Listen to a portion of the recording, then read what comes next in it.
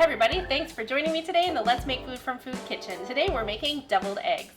Do deviled eggs come from deviled chickens? No, I don't think so. The eggs come from the chicken, but the term deviled comes from somewhere in the 18th century, and it relates to spicing things up to make it hot to the taste. Deviled eggs have been around since ancient Rome times, and they used to put spicy sauces on them. So they've been in our history for a really long time.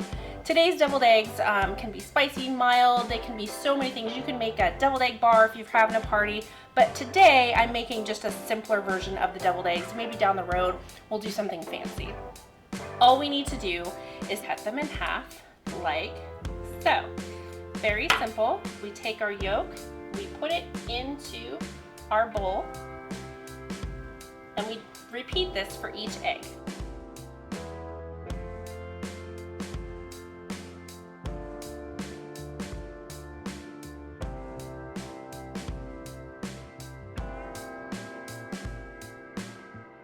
Well, now that that's done, let's move on. We have our yolks all in our bowl.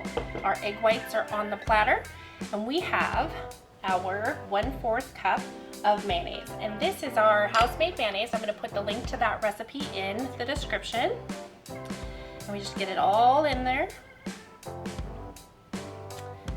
Then I have salt, 1/8 teaspoon of salt. We have our ground dry mustard. It's yellow mustard. And you can use whole grain mustard that we made in another episode. I'll put that link down below. You can use an equal amount of that if you prefer. And this is lemon juice. And you can use lemon juice, you can use white vinegar. It just kind of depends on what flavor profile you like. I prefer the lemon in my deviled eggs, but it's up to you. So then the next step, you just take your fork and smash it all together. And you want to try and get a fairly creamy consistency so that most of the egg yolk is no longer chunks.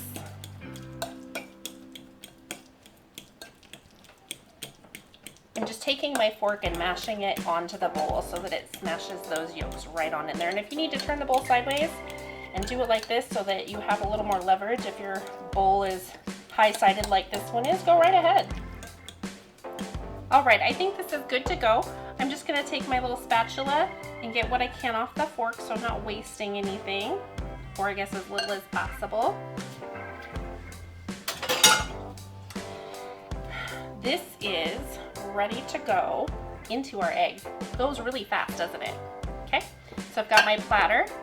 And if you have access to a piping kit for cake decorating, you can fill that bag with your yolk and pipe them in. It makes them nice and pretty.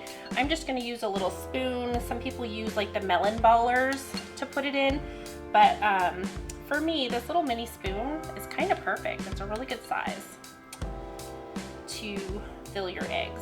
And I don't have anybody coming over, so I'm not trying to be fancy. I have used the little piping bags before. You just have to make sure that you've smashed it down enough so that the egg will fit through whatever nozzle you're using, because it can clog those tips if your egg mixture isn't smashed down enough. And I just use my finger to get it off there. I'm not trying to impress anybody here.